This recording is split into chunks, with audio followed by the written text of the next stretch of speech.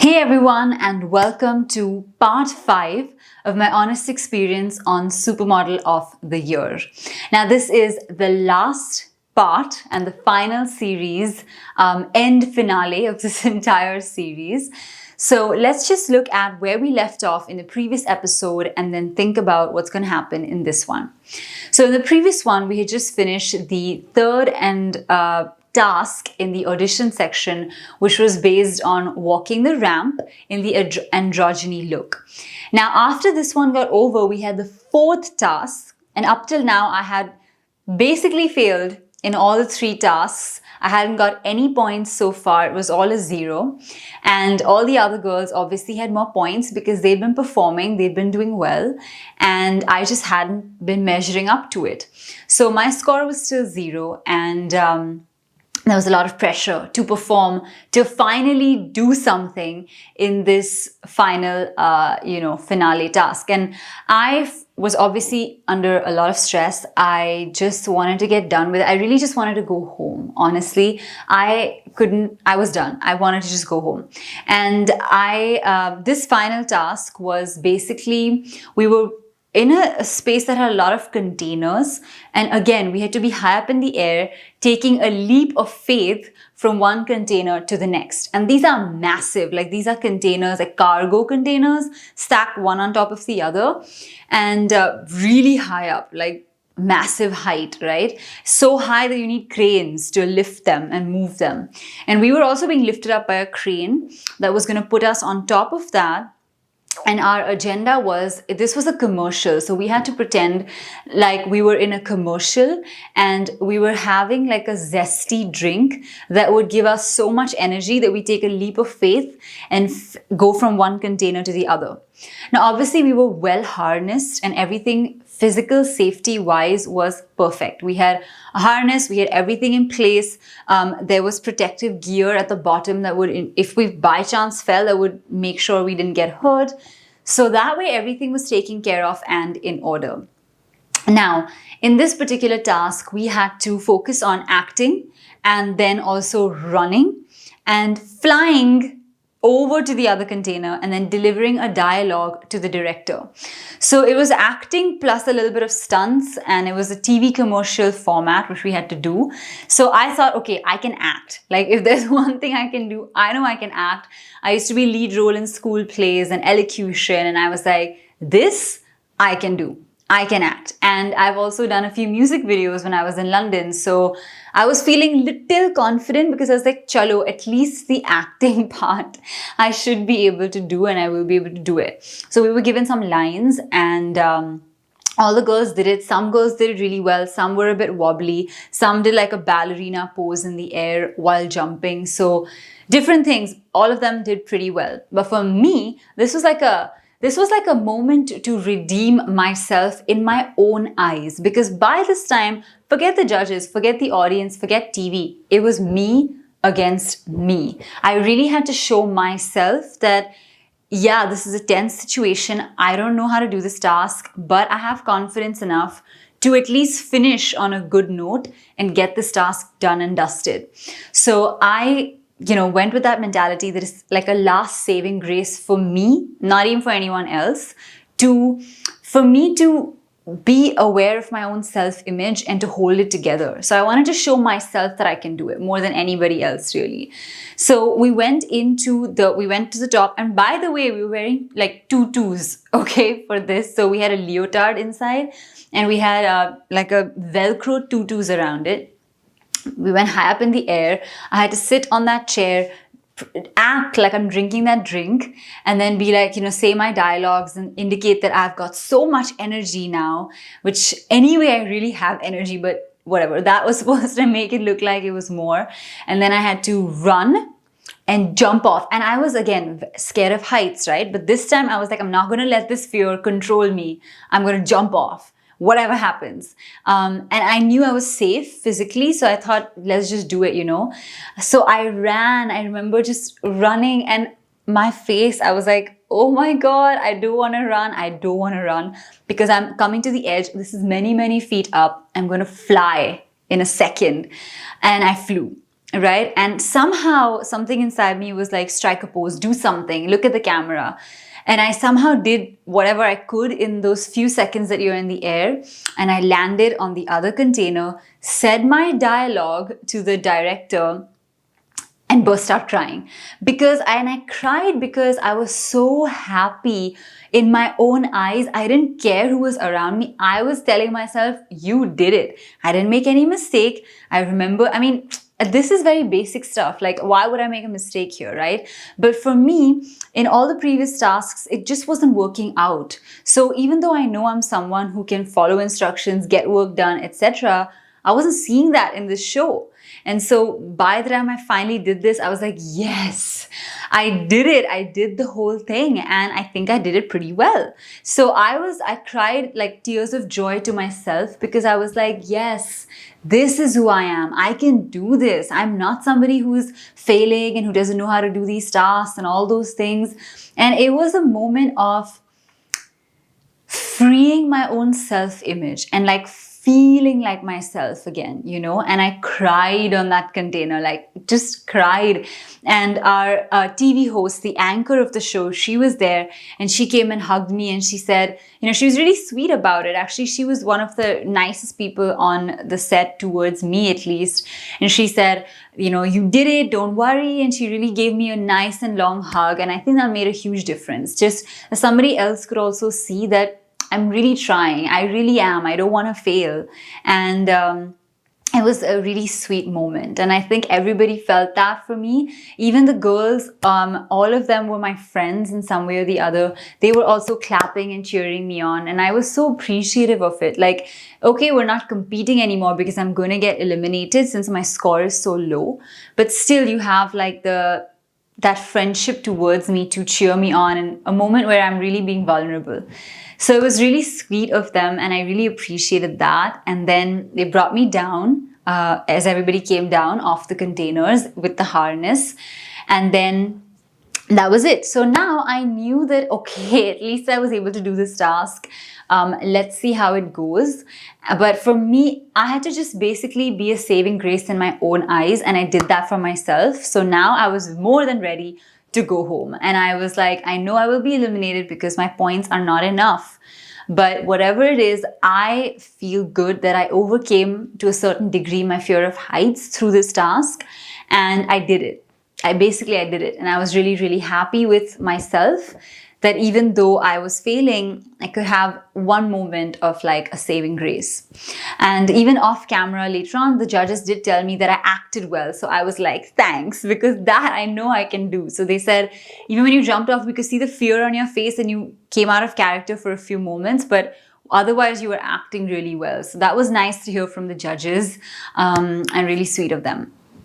Now, after all this got over, finally I thought maybe I'll get a few points.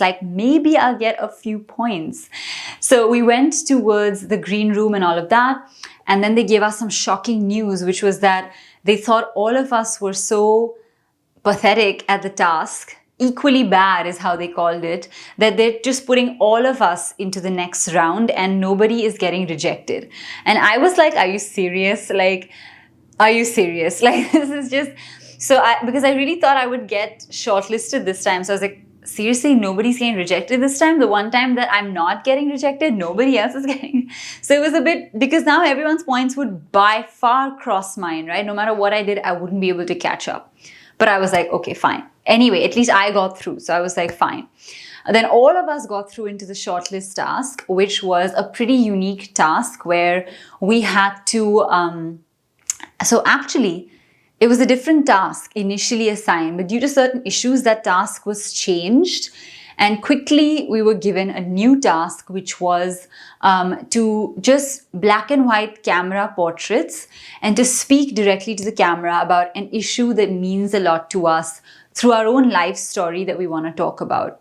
So we did the 2 portrait shots, and I spoke about having brown skin and how I was often discriminated against for having dark skin, especially with the neighborhood and the kind of area that I live in, which is pretty elite. It's very superficial sometimes. If I live in South Bombay, so it's very sometimes can be very elite and superficial. And so I had faced a lot of discrimination pretty often from people in the area with just being more dark skinned. And so I had a lot to say about that.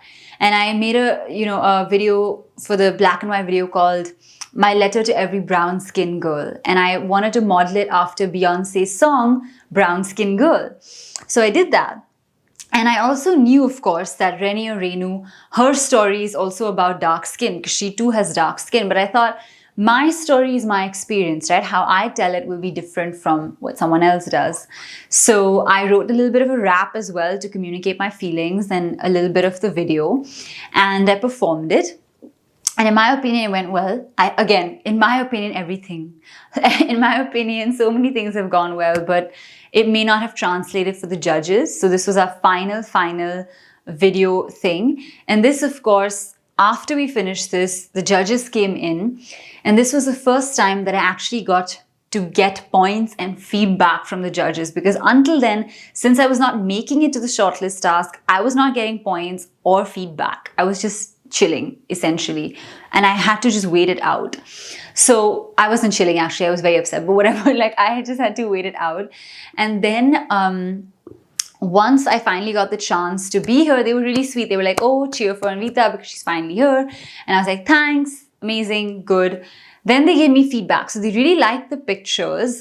They said the pictures were good. And one of the pictures I was smiling, so they really liked that. And I was trying to tell them, yeah, that's who I am. An energetic, happy, smiling person. That's my personality. I'm not this like brooding and sad person that you've been seeing because I'm losing. And the loss is making me go into this vicious cycle of sadness, but that's not who I am. So I tried to convey that through those pictures. And I even told them that I'm a really positive person. I don't know what you're seeing on TV, but this is not who I am. And obviously, later on, I had to learn that it's important for me to not let failure or loss upset me, still keep my energy high. But that's something I learned after the show. So anyway, while I was on the show, they gave me feedback about the pictures. They said it was great. They liked it, etc. Then they saw the video and they weren't really a big fan of it. So they thought it was very similar to Renu's concept. And I was trying to tell them that it may be along similar lines, but this is my experience. Like, I've based it on a song. I've written raps to it. I really think I care about this. That's why I'm talking about it. But I think they may have wanted me to talk about having broader hips because that's what I had, and basically having a pear shape and thick thighs because that's what I had spoken about when I got into the show. So maybe they wanted me to talk about that, but I wasn't feeling it in that video. I spoke about what I wanted to speak about. So anyway, but they gave me like average marks for that. And I was like, okay, fine. Like, I just needed some points. I still think the video is pretty cool. One of the judges actually thought the video was cool. I could see his reaction, but then because the others said something else, he like toned it down and he was like, yeah. So I really don't know, but I liked it. I thought that task was good. I really enjoyed the video. I think it came from my heart. I said what I had to say, and that kind of put an end to the video. So now after this, all the final points were given out. Everybody got their final results. And obviously I was still at the bottom because even though I had a few points now, wasn't able to match up to the girls that have been getting points from the first episode, right? They were super high up. So as luck would have it, and because of our performance, the bottom three, which is me, Anushka and Sakshi, we got eliminated from the show and we had to leave and we said our parting words. I remember I thanked the judges and I said that because of you, I now have a things to do list, a very strong things to do list, as well as the fears to overcome list. And I just want to thank you for the experience. I have no bad blood here. I'm taking myself and my dignity and heading out of this show. And we made our way out, and believe it or not, like, people thought we would be sad, but all three of us were like partying in the green room because we were like, yes, we get to go back home. And I think all three of us were equally upset with the show and like our experience on it. So we were like ready to leave. So once we got out, we were like, let's go home, please. So that's kind of how our journey ended on the show. But it didn't entirely end because we were still there for one more day of shoot, I think, yeah, for the next task, which was the dance task. We just happened to be there still. So we modeled in some of the clothes. We even did the task a little bit, but that didn't get aired or anything. We just happened to be there. But the rest of the girls did that task. And fun fact, right? So I can dance, and I used to dance as well. So when I found out that that's the next task, I was like, what is destiny? Because what if that dance task had been the first task instead of the height one? And that question kept swimming in my mind. I was like, what if the dance task had been first? Like, I can do this. I know I can dance. I would have been able to put up a performance. And something inside me was like, I don't know, is this fate? Like, what is the order of this? Is there a way things would have turned out different if the order of tasks would have been different? But then I didn't have time to think about that, right? Because what's happened has happened. But it's definitely something that would cross my mind in between, at least the first year after the show. I was like, could it have been different, you know?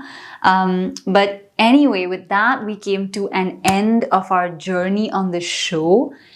And I was so happy to go home. I was very happy. When my parents came to pick me up and I saw my car, I was like, yes, take me home. I am ready to go home. And that's how my journey on Supermodel of the Year came to an end. And to sum it all up, I will say that it was the most challenging, most excruciating, most nerve-wracking, but still the most uplifting, the most life-changing experience of my life. Up till now, that show has changed everything. While the show happened was one thing, but after the show, you have to deal with the audience for 3 months, and you already know what has happened in the show for those 2 weeks, but you have to wait for the audience to see the episode every single week. And with every single week, unfortunately, initially I got a lot of love, right? Because I rapped and I did cool things in my introduction. But as I started to lose the tasks, the comments went from being nice to mean, hateful, disturbing. Some of them were like in my DMs. And I don't talk to anyone like that. I'm not rude. I don't like to speak to people like that. So when I saw those comments, I, again, couldn't understand it. I was like, so much hate, so much anger. It's just a TV show. They don't even know me. And I was so overwhelmed. I was so close to making my account private and just deleting everything because I couldn't handle it. I thought there would be some backlash, but so much backlash. And surprisingly, even 1 or 2 years after the show, sometimes people still give me backlash. And I was like, let it go. It was 2 years ago. I'm trying to move on. Everybody should move on too. Like, yes, I failed in an experience because of the tasks that were not really tasks but stunts. And I got better because I went to a modeling academy after that to improve my skills. And now I'm really confident, and the teachers loved me and they said I was doing a great job. So I don't see why we have to hold on. Like, I think this is the thing, right? In India or maybe even abroad, when we see somebody lose, we want to rub it in like you lost. It's not helpful. In fact, we should be saying, okay, how can you make corrections? How can you get better? How can we help you get better? Right? And then when someone does get better, to appreciate that and be like, good for you, you did it. And so I had to just go through that journey of experiencing a certain amount of hate and then fixing myself, building myself back up and saying, good job to myself. When I took the training and I got better and I could see the improvement and I could see that I was changing and just getting better. So moral of the whole story of all these videos and everything is just this, that there are going to be situations in life that are so unexpected, that change your perception of who you are, that make you think differently from how you thought before. But that's kind of where you have a choice to either stay down and say, life did this to me, I'm going to just stay here, or say, no, this is not who I am. I don't take this. I will get better, I will improve, I will rise up to the occasion, and I will be back stronger in a different way. I will improve my skill sets. I will make sure nothing like this happens again. I will make sure I don't go on a show like this again, which doesn't align with my core values and who I am as a person. And then once you make that decision that I'm going to evolve, it's not going to stop me. Only better things can come from it. And when I made that decision in just 2 or 3 months after the show, I got into one of my dream jobs, which is to work at cult.fit as their lead of yoga for digital content. And I moved to Bangalore, and then that was a separate journey altogether. So I just want to say that it's all possible. You just have to believe in yourself and do you and do it. So I hope this series has been enlightening, helpful, taken you on a journey just like it took me, and I hope you can learn something from it just as much as I did. I'll see you in the next one. I love you guys and take care.